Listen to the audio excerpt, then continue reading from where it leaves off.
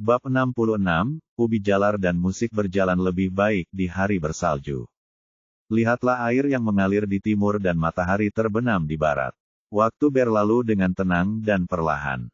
Anak siapa yang memakai baju baru dan menyalakan petasan? 1 tahun, beberapa kali keluar dari kepompong dan menjadi kupu-kupu. Rerumputannya hijau, dan salju serta esnya harum. Ini adalah musim dingin bersalju. Serpihan besar kepingan salju berjatuhan dari langit yang redup. Pegunungan, ladang, sungai yang jernih, dan desa semuanya diselimuti warna putih. Di tengah salju lebat, di jalan yang tertutup salju dari desa Siahe ke desa Sanghe, sesosok pemuda perlahan muncul di tengah angin dan salju, menyenandungkan nada yang aneh. Bulan-bulan serigala membuat keindahan terlihat kuyu. Aku mengangkat gelasku dan meminum angin dan salju yang menjungkir balikan lemari kehidupan masa lalu dan menimbulkan masalah. Kata takdir, beberapa reinkarnasi. Kamu merajut alismu menangis karena kecantikan tidak akan pernah membawamu kembali. Pemuda itu berusia sekitar 13 atau 14 tahun, dengan wajah yang sederhana dan jujur, dan sepasang mata gelap dan cerah yang selalu penuh energi di tengah cuaca berangin dan berangin ini, hari bersalju.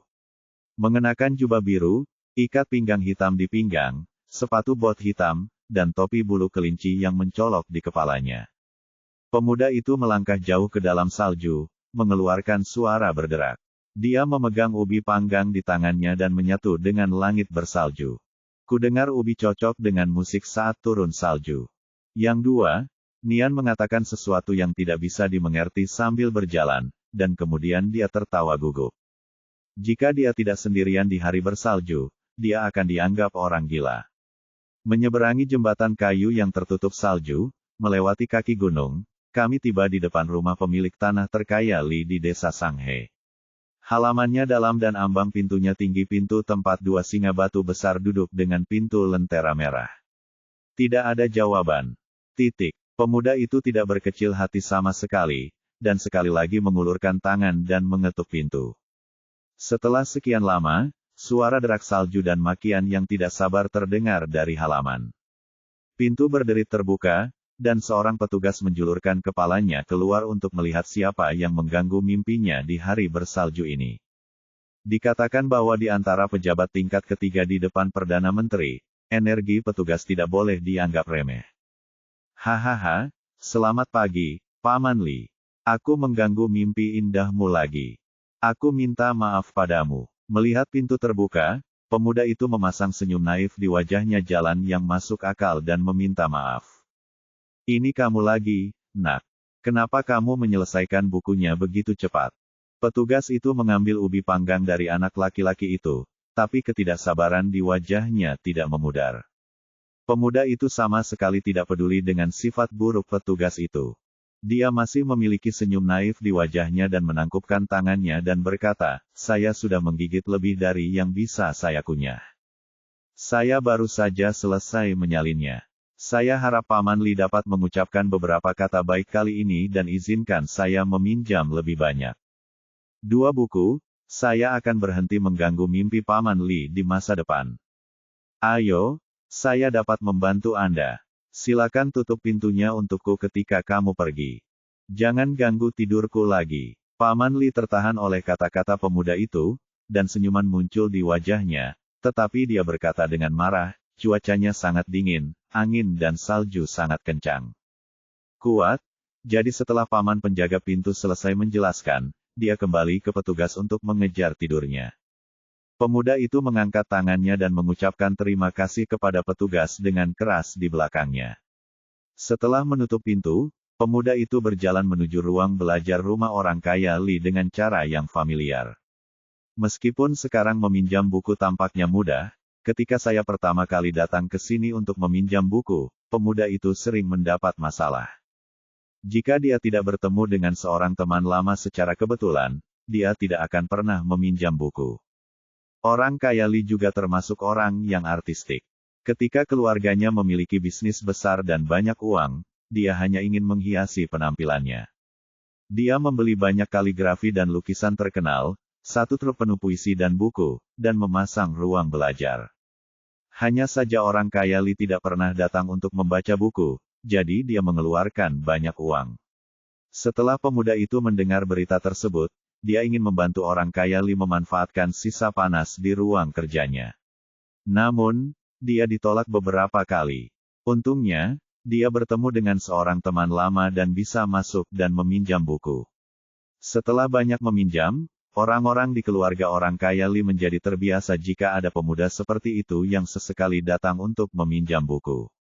Pemuda itu juga sangat berpengetahuan dan selalu segera mengembalikan buku-bukunya. Dia tidak pernah mengotori puisi dan buku. Itu sebabnya orang kaya Li mengizinkan pemuda itu meminjam buku. Ketika pemuda itu hendak mencapai ruang kerja, sebuah suara yang cepat dan bersemangat terdengar, mengganggu langkah pemuda itu. "Ah, Zhu Ping'an, kamu luar biasa. Bagaimana kamu tahu hari ini akan turun salju lebat?" Seorang gadis dengan roti diikat dengan pita biru dan lemak bayi di wajahnya yang bulat, mengenakan 80% pakaiannya mantel katun double breasted baru, sambil memegang tas brokat di tangannya, dia berjalan cepat sambil berkicau. Anak laki-laki itu menoleh dan melihat peralatan itu di tangan gadis itu, dan senyum konyol di wajahnya semakin lebar. Gadis yang naif dan bodoh. Saya sebenarnya mempercayainya. Sebelum Zhu Ping'an dapat berbicara, suara wanita lain terdengar, jelas dan menyenangkan, seolah-olah seekor burung terbang di hari bersalju. "Idiot Huaer, kamu ditipu olehnya."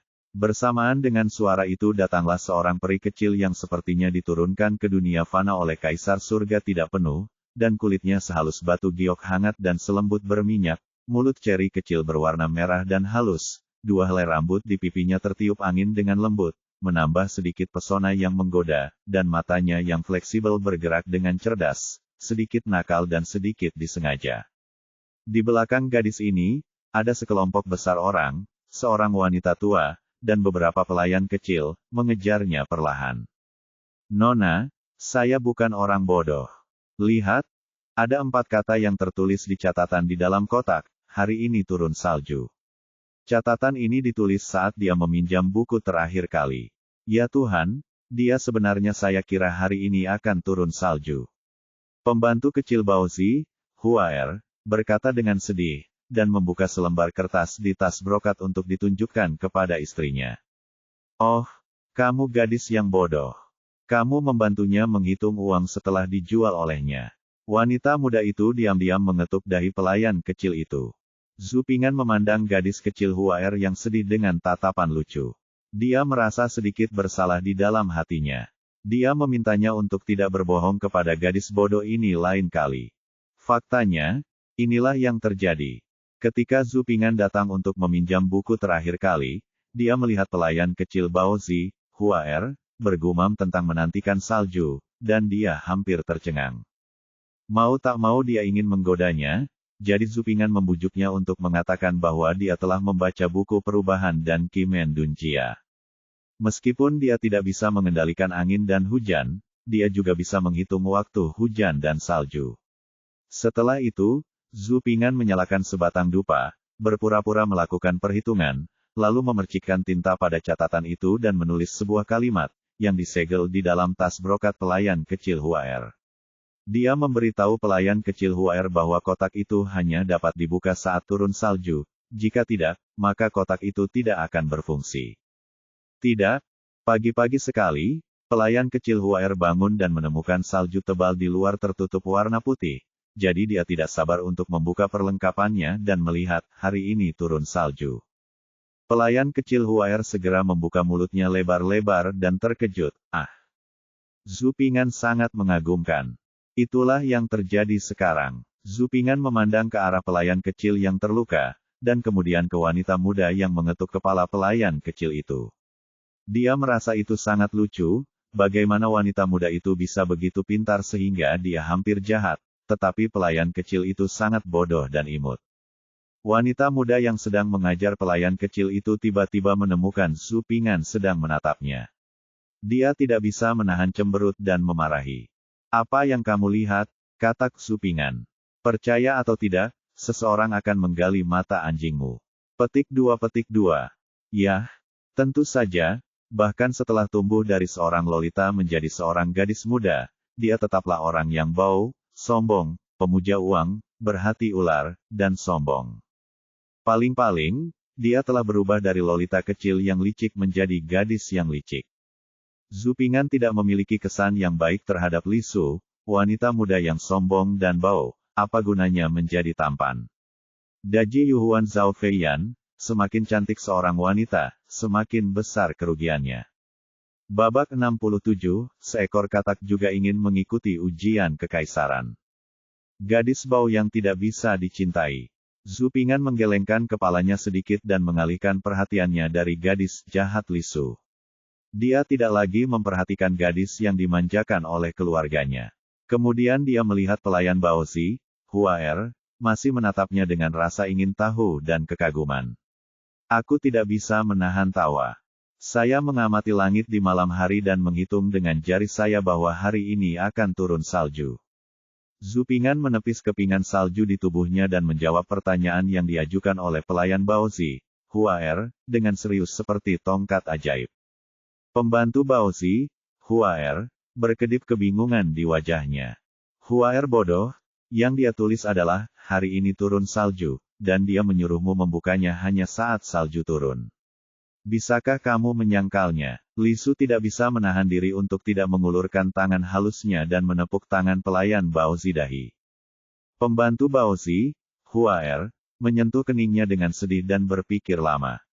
Kemudian dia tiba-tiba mengangkat kepalanya dan tiba-tiba menyadari, menggembungkan pipinya, menatap ke arah Zhu Ping'an dan berkata, "Oh, ternyata aku telah tertipu oleh orang jahat sepertimu lagi." Zhu Ping'an mengucapkan selamat tinggal. Melihat dari balik bahunya, dia tidak bisa menahan tawa. Dasar orang jahat, aku tidak akan memberimu apapun untuk dimakan hari ini. Wanita tua di belakang gadis jahat Li Su dan pelayan kecil lainnya semuanya tertawa.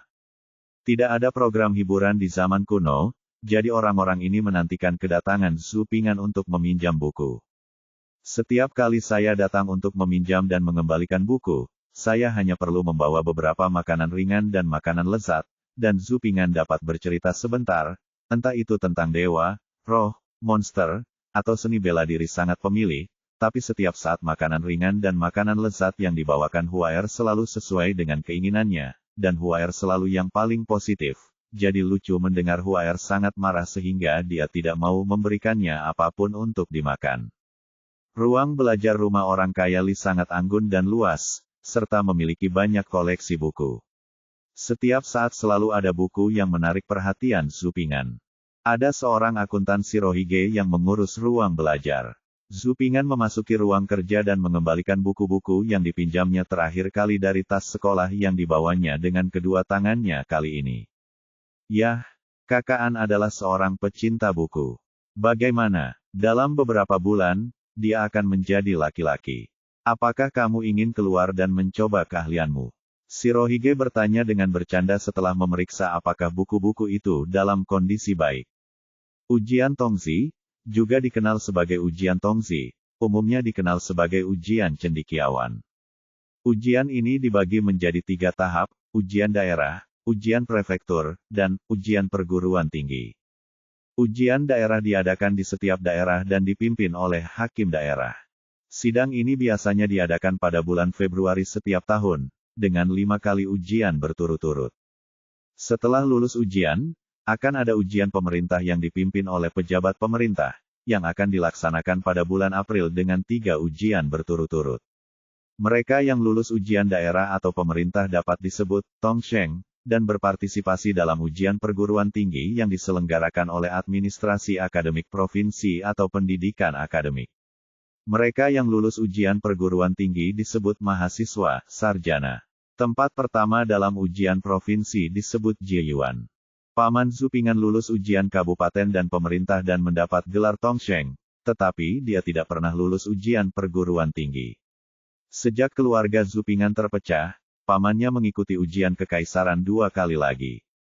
Tombak itu tenggelam ke dalam pasir. Dalam beberapa bulan, akan ada ujian anak laki-laki lain yang diadakan setiap 3 tahun, dan pamannya pasti akan berpartisipasi. Ada rumor bahwa pamannya mengancam untuk lulus kali ini. Adapun apakah Zupingan akan berpartisipasi kali ini? Bagaimana dengan ujian anak laki-laki itu? Nah, sepertinya mentor saya mengatakan beberapa waktu lalu bahwa dia tidak berencana untuk melepaskan anak itu. Hanya saja kakak laki-lakinya adalah tinggal di rumah dan tidak dapat mengikuti ujian ilmiah ini. Ketika saya mendaftar untuk ujian, saya harus mengikuti ujian bersama dengan 5 orang. Ada satu tempat yang hilang belajar dari pengalaman agar tidak panik saat mengikuti ujian lagi. Haha, anak itu hanya berbaikan, hanya untuk belajar dari kegagalan. Berdasarkan pengalamanku, Zupingan berpikir sejenak, lalu menceritakan kembali perkataan gurunya, Tuan Tuasun, dan tersenyum sendiri pada akhirnya. Calon yang ingin mengikuti ujian putra harus mendaftar ke kantor kabupaten dan mengisi nama, tempat asal, umur, dan riwayat hidup 3 angkatan. Anak-anak yang mendaftar ujian harus mempunyai 5. Untuk asuransi rakyat, penduduk desa setempat dari kabupaten tersebut harus bertindak sebagai penjamin dan menerbitkan obligasi, yang disebut dijamin. Mentor Zupingan, Tuan Sun, adalah seorang siswa junior yang memenuhi syarat untuk menjadi penjamin.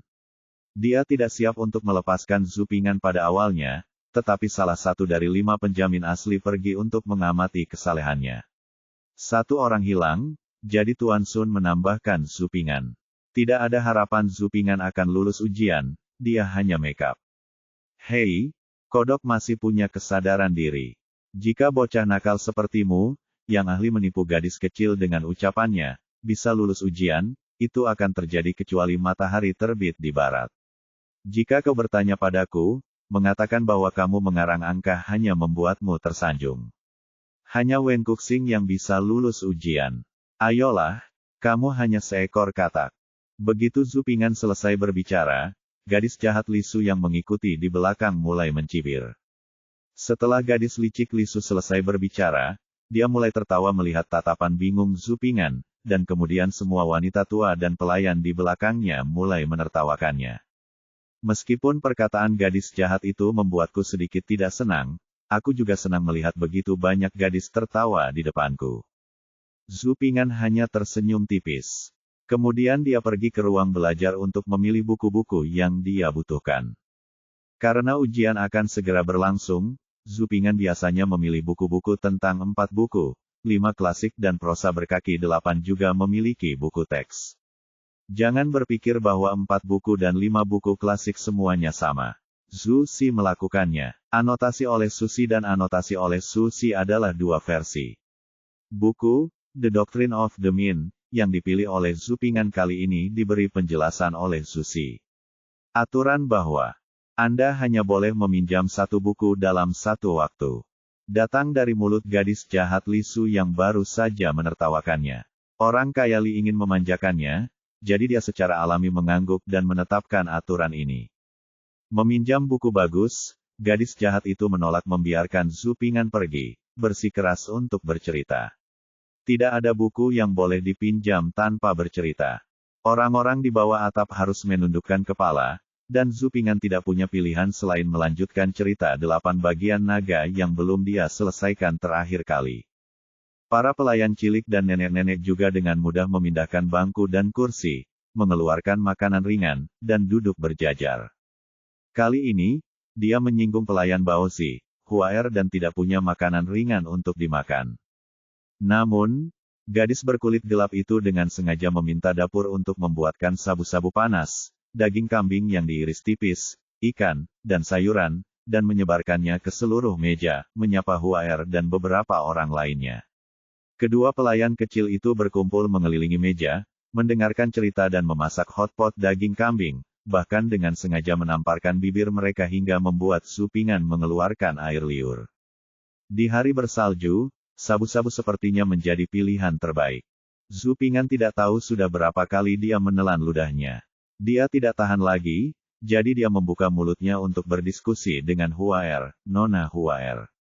Pembantu Baozi Hua mulutnya melotot berisi daging kambing. Zupingan melambaikan tangannya dan bergumam, jangan pikirkan itu. Aku tidak akan memberimu apapun untuk dimakan kali ini. Tolong beri saya sapu tangan. Zupingan menggelengkan kepalanya. Apa yang kamu lakukan, Huair bertanya dengan bingung. Saat aku melihatmu makan, bersihkan air liurmu. Zhu Ping'an menatap mereka dan berkata dengan ringan. Setelah menyeka air liurnya, dan mendengar ini, dia berkumpul di sekitar gadis yang sedang makan sabu-sabu dan tertawa seperti lonceng perak. Lihatlah penampilanmu yang tidak berharga. Kamu masih ingin mengikuti ujian kekaisaran. Aku belum pernah melihat bintang Wen Kuxing begitu tidak berharga. Gadis jahat Lisu memutar matanya ke arah Zhu Ping'an dengan jijik, dan sangat meremehkannya. Tidak berharga, kamu suara menelan sangat tidak enak. Pada titik ini, gadis jahat itu menunjuk ke seorang wanita tua dan berkata, pergi dan minta juru masak membawakan panci. Bab 68 Salju dan Bambu. Irisannya setipis kertas, mudah dimakan dan enak. Ketika dia keluar dari rumah orang kaya Li, saat itu sekitar tengah hari, dan angin serta salju masih ada. Kapanpun Zhu Ping'an memikirkan tentang sabu-sabu daging kambing yang baru saja dia makan, dia merasa seperti angin musim semi di lidahnya. Meskipun saat itu berangin dan bersalju, dia tidak merasa kedinginan.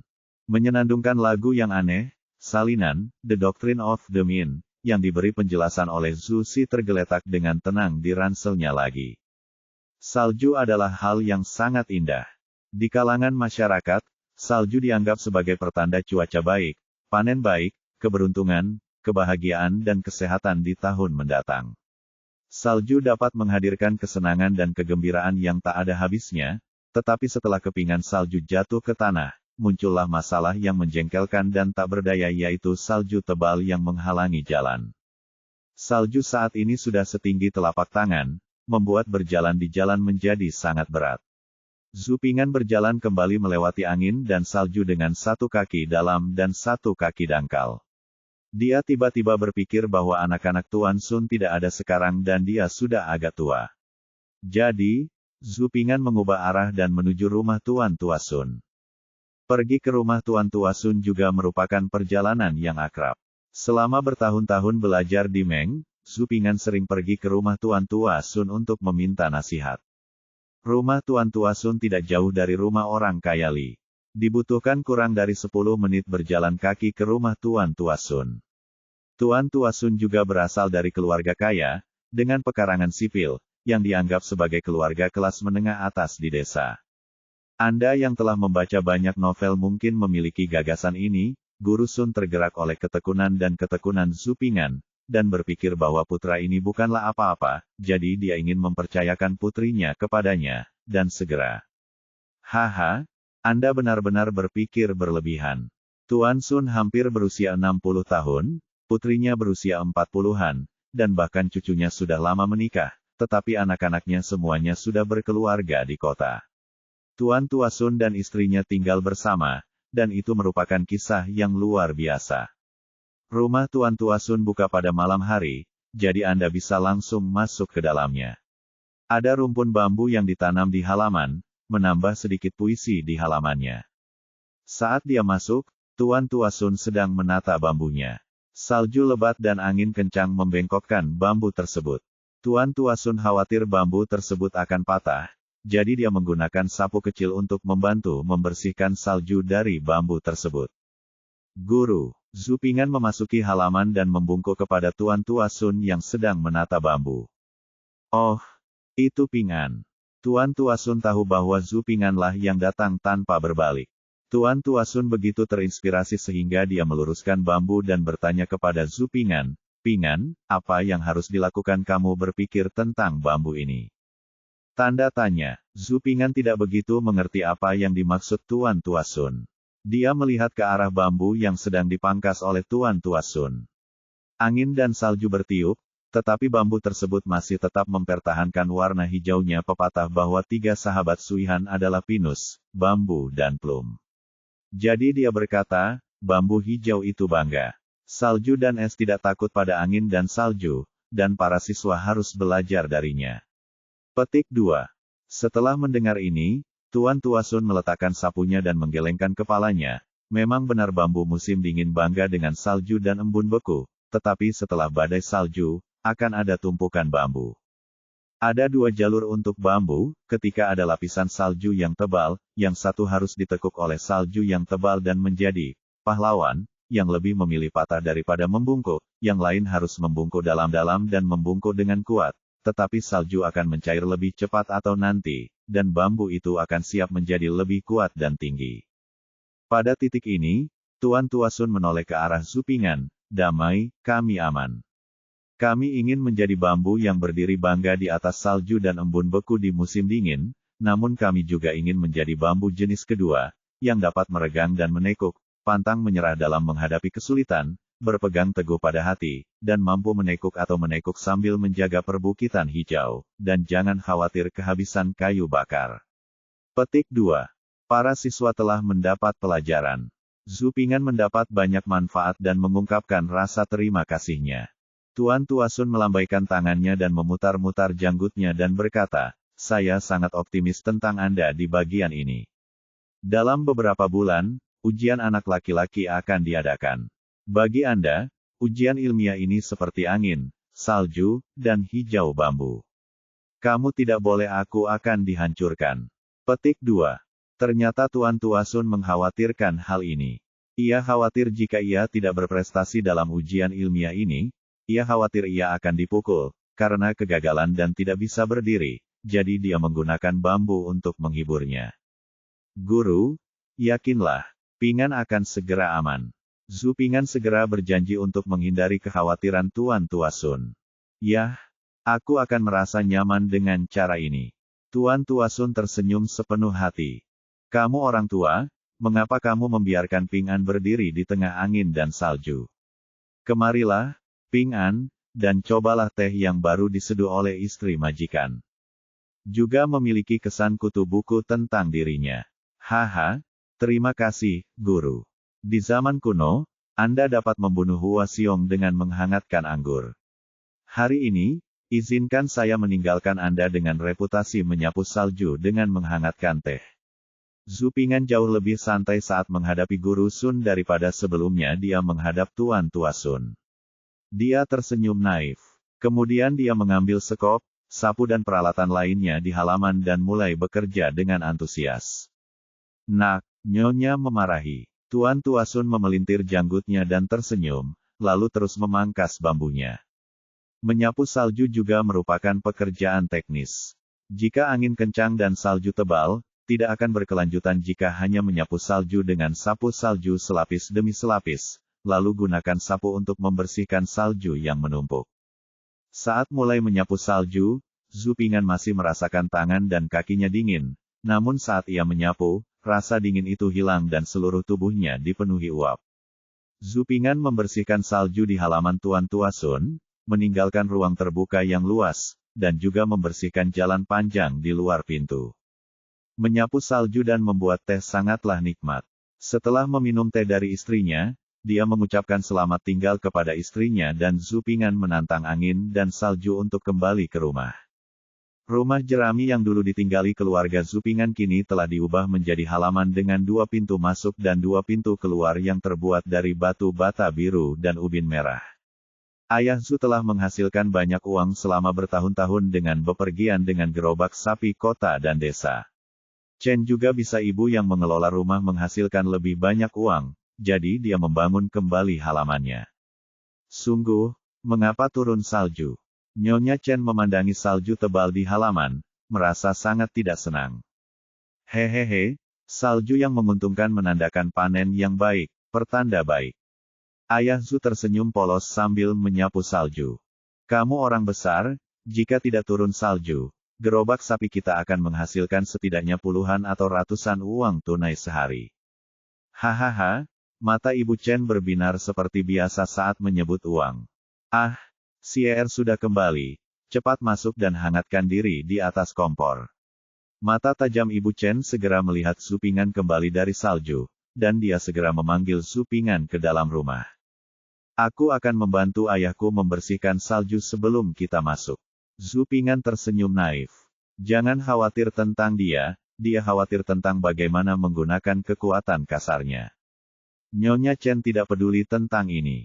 Dia berjalan beberapa langkah, meraih Zupingan dan menyeretnya ke dalam rumah, menepuk salju dari tubuhnya, lalu dia menekan Zhu Ping'an di depan kompor. Karena kebaikan ibunya, Zhu Ping'an tidak menolak dan duduk untuk menghangatkan tangannya. "Di mana saudaraku?" Zhu Ping'an mau tidak mau bertanya karena dia tidak melihat saudaranya. Saat menyebut kakak tertuanya Zhu Pingchuan, ibunya Chen berkata dengan marah, "Tidak lama setelah kamu pergi, kakak tertuamu pergi ke rumah Lao Zhang untuk membersihkan salju.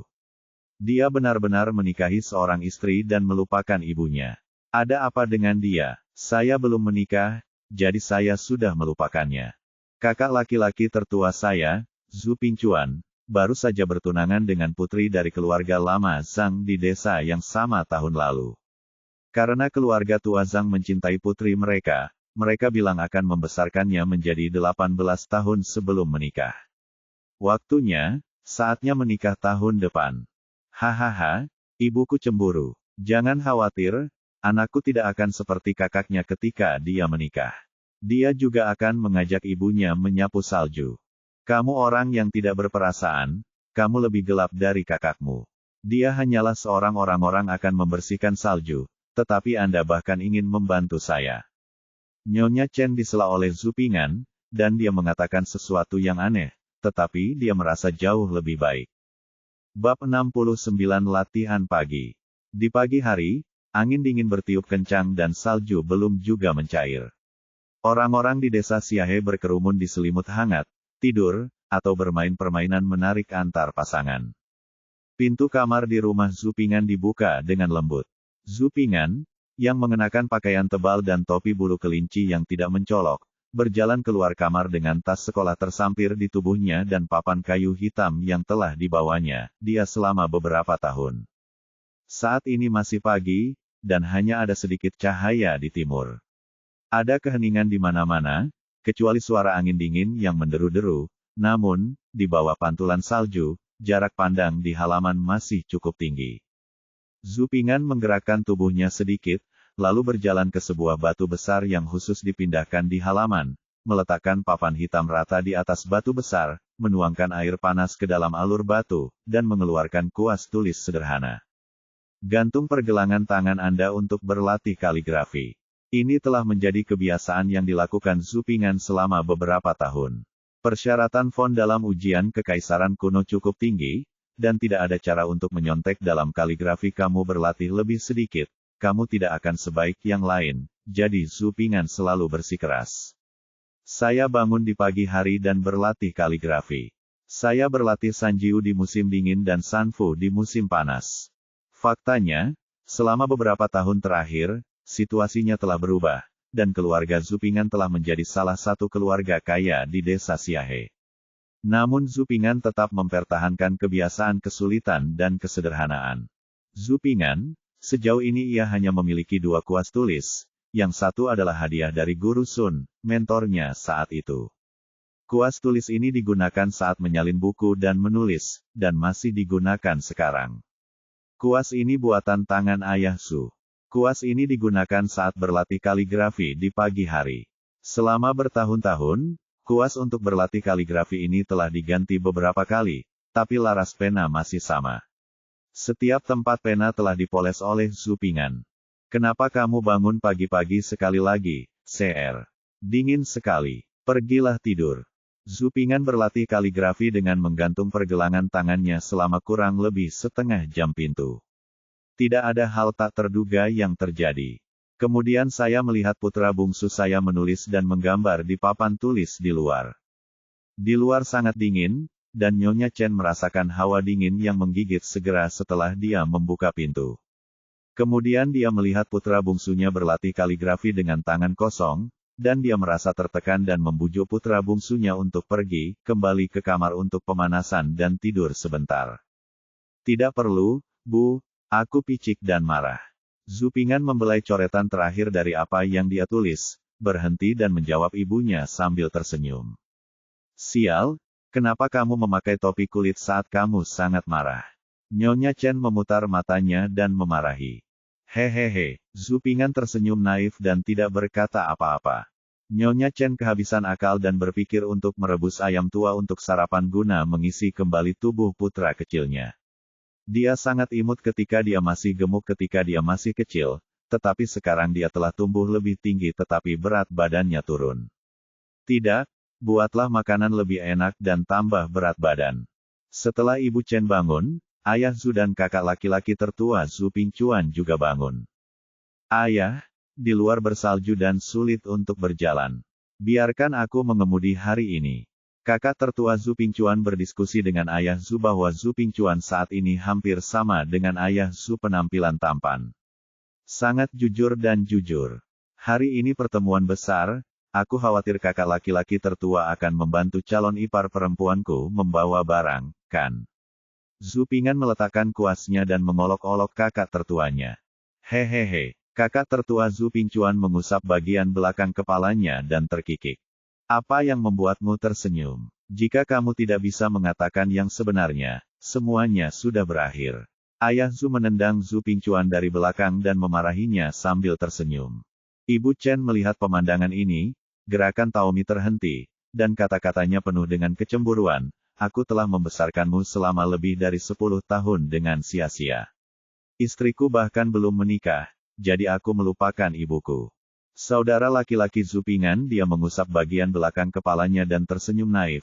Bagaimana saya bisa melakukan itu, Ibu? Saya akan menikahi Anda sebagai menantu perempuan dan kami akan menghormati Anda bersama.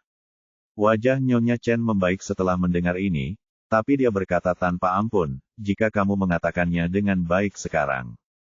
Kamu mungkin bisa. Melihat pemandangan ini, Zhu Ping'an tiba-tiba merasa tidak enak. Dia menghentikan kuas kaligrafi dengan senyuman buruk di bibirnya, menatap kakak tertuanya dan tiba-tiba bertanya, lalu jika ibu dan saudara ipar perempuan jatuh ke dalam air sekaligus, siapakah yang pertama kali akan diselamatkan oleh kakak sulung? Apa? Sering ditanya selalu bisa memberikan berbagai jawaban cerdas. Namun di era ini, masalah ini baru pertama kali terjadi. Setelah mendengar pertanyaan dari Zhu Ping'an, mata Ibu Chen berbinar dan dia sangat tertarik. Dia berhenti berbelanja dan hanya menunggu untuk melihat bagaimana jawaban Zhu Pingchuan. Pastor Zhu juga memandang Zhu Pingchuan dengan lucu. Ahem, batuk, kedua, saudara kedua.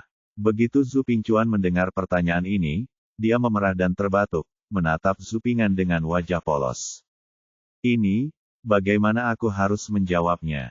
Zhu Pingchuan merasa ada 10.000 semut di dalam hatinya, wajahnya gelap dan merah, dan dia tidak bisa menahan diri untuk tidak menggaruk kepalanya dengan tangannya.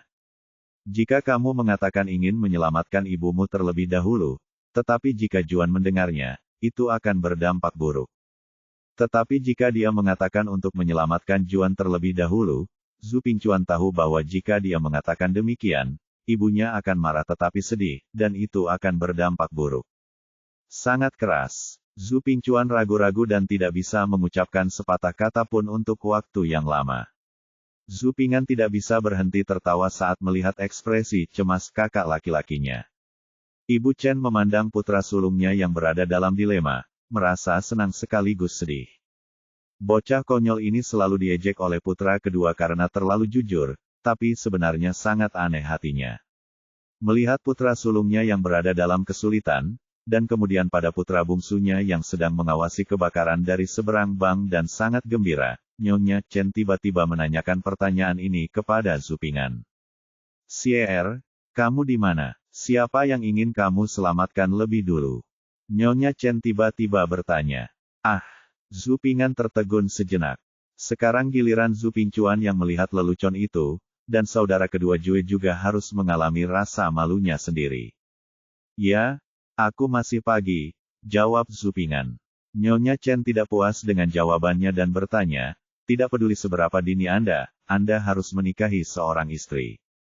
Siapa yang dapat Anda selamatkan terlebih dahulu?" Zhu Ping'an menjawab sambil tersenyum tanpa berpikir, aku masih pagi, jadi aku punya waktu untuk memilih salah satu. Menantu perempuan yang bisa berenang akan menyelamatkan ibunya terlebih dahulu tanpa memikirkannya. "Kamu licik sekali," kata Chen sambil tersenyum. Sepanjang pagi, keluarga Zhu dipenuhi dengan kegembiraan dan tawa. Karena masih butuh waktu untuk membuat sarapan, Zhu Ping'an berlatih kaligrafi sebentar, lalu mengemas kuas dan papan dan menaruhnya kembali di kamarnya. Dia mengeluarkan The Doctrine of the Mind, beranotasi Zusi yang dia pinjam rumah orang kaya Li kemarin dan pergi membaca di luar halaman. Pekarangan rumah Zupingan dekat dengan sungai dan pinggir desa, sehingga Zupingan dapat dengan mudah menemukan sudut yang tenang untuk membaca tanpa diganggu. Pada zaman dahulu, tidak ada oportunisme dalam mempelajari dan menulis esai 8 bagian. Hanya dengan mengumpulkan secara solid dan perlahan, serta dengan landasan yang kokoh, seseorang dapat mengandalkan ingatan akan kehidupan sebelumnya berkualitas rendah dalam segala hal. Satu-satunya cara untuk mencapai kesuksesan adalah melalui membaca. Landasan saya bukan hanya beberapa tahun terakhir sekolah dasar. Ujian anak laki-laki ini mungkin mengejutkan semua orang. Zupingan melihat The Doctrine of the Mind di tangannya, dengan senyuman naif di bibirnya, tetapi cahaya yang tak terlihat melintas di matanya. Bab 70 Kandidat terkutuklah. Tirai merah diisi dengan kayu cendana merah, dan tempat tidur sutra dan satin bersulam. Penuh dengan bangsawan antik, namun penuh dengan suasana kehidupan anak perempuan. Ruangan itu juga dipenuhi sapu tangan yang digunakan oleh keluarga putri. Ini rupanya kamar kerja keluarga putri. Ada juga meja dengan ukiran bunga peoni di kamar kerja. Ada jendela besar di sisi kiri meja. Ada vas di atas meja di samping jendela membuatnya lebih kekanak-kanakan. Ada pulpen, tinta, kertas dan batu tinta di atas meja, dan ada beberapa buku tulisan tangan di sisi kanan. Buku-buku itu bertuliskan, The Legend of the Condor Heroes, dan Swordsman, tumpukan tebal. Ada salinan, naga dan 8 bagian, yang belum selesai ditempatkan di tengah meja. Seorang gadis sedang duduk di depan meja. Gadis itu mengenakan jubah berbulu halus dan mantel katun putih polos, dengan benang sutra coklat tua pada kainnya. Ranting-rantingnya disulam dengan ranting-ranting yang indah dan kuat, dan benang sutra merah muda disulam dengan bunga plum yang mekar, yang memanjang dari ujung rok hingga pinggang sosok ramping. Ini memberi orang perasaan lembut namun hidup. Gadis itu memegang kuas di tangan rampingnya, tetapi dia tampak sedikit gelisah karena suatu alasan dan tidak dapat menyelesaikan tulisannya. Ah, Bu, orang jahat dari desa tetangga benar-benar pergi untuk mengikuti ujian, dan banyak orang datang untuk mengantarnya pergi. Seorang gadis kicau dengan roti diikat di sanggul berjalan cepat Akeong dan masuk. Pergilah, kamu hanya seekor katak yang bergegas mengikuti ujian. Gadis cantik di meja itu memasang ekspresi jijik, seolah dia sama sekali tidak tertarik dengan berita dari pelayan kecil itu. Tapi, bagaimana jika dia lulus ujian? Gadis sanggul itu ragu-ragu dan berkata, wajahnya yang bulat sedikit merah, seolah dia telah mengoleskan sedikit pemerah pipi. Bagaimana jika saya lulus ujian? Tidak ada yang namanya peluang. Bagaimana mungkin seekor katak yang rakus, bajingan, dan tidak berdaya yang bersembunyi di belakang orang lain untuk memancing di perairan yang bermasalah bisa lulus ujian? Marah, dia berdiri dan mulai memberi pelajaran pada pelayan kecil itu. Oh, tapi dia sangat pintar dan telah menipu kita berkali-kali. Gadis sanggul itu masih ragu-ragu. Idiot Huaer, itu bohong bagimu. Aku belum pernah dibohongi. Kalimat ini sepertinya baru saja sampai ke ekor kucing. Gadis di meja itu sangat marah wajah pelayan dengan kuas. Nona, panggil pelayan Baozi dengan sedikit sedih. Kamu tidak diperbolehkan berbicara, dan kamu tidak diperbolehkan menghapusnya sepanjang hari. Jika kamu menghapusnya, aku akan menjualmu kepada Ibu Hua. Gadis di meja itu melemparkan kuas dengan santai ke atas meja, menunjuk padanya dengan lembut mengarahkan jarinya ke pelayan kecil itu dan mengancam dengan wajah tegas. Nona, Huaer, pelayan Baozi, sedang menggendong kura-kura kecil itu, merasa sedih. Gadis itu menggambar kura-kura kecil di wajah pelayan kecil itu, dan dia tampak merasa sedikit lebih baik, tetapi kemudian dia memikirkan sesuatu lagi, wajahnya yang cantik ditarik ke bawah, giginya menggigit bibir merahnya, dan matanya penuh rasa malu dan malu, amarah. Tampaknya ada orang jahat yang juga melukis kura-kura kecil di wajahnya. Sepertinya saat itu saya mulai mempunyai hobi menggambar kura-kura kecil di wajah orang lain. Sialan, sial. Kodok kecil yang terlihat polos di permukaan adalah bajingan kecil terburuk dan paling jahat di dunia. Dia pasti tidak bisa lulus ujian. Titik. Sekalipun dia lulus ujian, apa yang bisa dia lakukan? Tanda tanya. Ya, berapa umurnya? Dia baru belajar beberapa tahun. Tidak mungkin dia bisa lulus ujian. Apa yang kamu khawatirkan? Tetapi ketika saya memikirkan tentang kata kecil yang menggambar kura-kura kecil di wajah saya merasa sangat marah. Sepertinya saya sangat menderita di tangannya. Meskipun dia telah dihukum oleh saya berkali-kali, bagaimana saya bisa melakukannya sendiri? Bagaimana dia bisa menggambar kura-kura kecil di wajahnya dan tetap senang dengannya? Gadis itu tidak bisa tidak mengingat kenangan masa lalunya.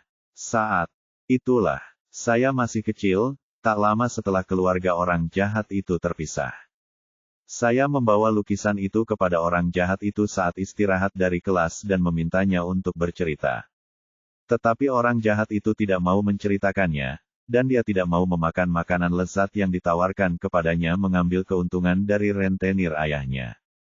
Kemudian bajingan itu menyipitkan matanya dan tersenyum dan bertaruh pada dirinya sendiri, mengatakan bahwa kami akan bermain bersama. Jika dia atau Huaer menang, dia akan menceritakan sebuah cerita kepada kami dan Huaer kalah, dia bisa mengajukan permintaan. Saya juga dapat melihat bahwa meskipun dia memiliki senyuman konyol dan matanya cerah, tetapi akan baik-baik saja jika salah satu dari saya atau Huaer menang bertaruh, bukankah aku akan ditertawakan olehnya, dan setuju. Saya tidak menyangka bahwa katak ini sebenarnya bajingan. Siapa yang bisa kencing jauh? Apa, untungnya, dia berani menyebutkannya. Dia dan Huaer sama-sama perempuan. Meskipun aku masih muda, aku masih tahu bagaimana melakukan hal seperti itu di depan laki-laki. Meskipun saya menamparnya, saya dan Huaer merasa malu untuk abstain dan tetap kalah. Permintaan kata kecil itu adalah menggambar kura-kura kecil di wajahnya dan Huaer dengan kuas. Bajingan kecil itu sangat senang saat dia melukis. Saya juga melihat betapa bahagianya dia dalam melukis, jadi saya ingin mencobanya. Saya tidak menyangka bahwa melukis kura-kura kecil di wajah orang lain memang merupakan hal yang sangat membahagiakan, dan kemudian saya lepas kendali. Kodok kecil itu kelihatannya tidak bersalah di permukaan, tapi nyatanya kamu sangat jahat. Oleh karena itu, Tuhan harus memberkati dan melindungi orang-orang jahat tersebut agar tidak lulus ujian. Di Changting, tidak jauh dari desa Xiahe dan desa Sanghe, Zhu Ping'an sedang mengucapkan selamat tinggal kepada keluarga dan penduduk desanya ketika dia tiba-tiba bersin. Aneh, apakah ada seseorang yang menjelek-jelekkanku di belakangku? Zhu Ping'an menyentuh hidungnya dan berpikir, itu tidak benar, semua orang menjelek-jelekkanku secara terbuka, misalnya. Xier, kamu seharusnya mendapatkan pengalaman kali ini. Gagal pertama kali adalah hal yang normal. Paman itu mengenakan kerah bundar dengan lengan besar dan perasaan agak ramah tamah. Dia berdiri di depan Zhu Ping'an dan mengeluarkan sepasang tetua. Postur tubuhnya sungguh-sungguh dan pandai memikat orang. Omong-omong, dia belum mengikuti ujian. Zhu Ping'an memandang pamannya tanpa berkata-kata. Tentu saja, tidak hanya pamannya, tetapi juga penduduk desa lain yang datang menemuinya juga berpikiran demikian, dan mereka semua berusaha menghibur Zhu Ping'an. Bahkan ibunya, Ni Chen, tidak terlalu memikirkan dirinya sendiri. Benar, Xier, pamanmu belum lulus ujian selama 20 atau 30 tahun, jadi jangan terlalu khawatir jika dia gagal kali ini. Ibu Chen sangat tidak puas dengan pamannya, bukan hanya karena apa dia hanya berkata, tapi terutama karena tanggalnya. Bertahun-tahun yang lalu, pamannya menggunakan nama ayah Zhu untuk meminjam uang dengan bunga tinggi, menyebabkan ayah Zhu dipukuli dan diusir dari rumah datang ke rumah untuk meminjam uang. Yang paling menyebalkan adalah kayu gelondongan di rumah itu dipinjamkan kepadanya, bekas lukanya benar-benar sembuh dan saya lupa sakitnya. Pamannya sangat malu dengan apa yang dikatakan Chen. Bagiku, kali ini seperti mencari sesuatu. Pamannya tidak tahu dari mana rasa percaya dirinya berasal. Dia tersenyum percaya diri, pakaiannya berkibar tertiup angin dingin, dan dia tampak seperti seorang sarjana Konfusianisme yang terkenal. Orang-orang di desa juga lebih optimis terhadap paman tersebut, dan mereka semua memujinya dan berkata bahwa mereka akan menunggu paman tersebut kembali dan mengadakan jamuan makan. Pamannya juga sangat anggun dan berterima kasih kepada semua orang satu persatu. Hanya Zupingan yang tertinggal dalam kedinginan. Ayah dan kakak laki-laki tertua Zu adalah pria yang tidak banyak bicara, dan mata mereka umumnya tidak menunjukkan kenyamanan. Nyonya Chen hanya menyuruh Zupingan untuk makan dengan baik, minum dengan baik, berpakaian bagus, dan di sana tidak ada harapan sama sekali. Zupingan lulus ujian kali ini.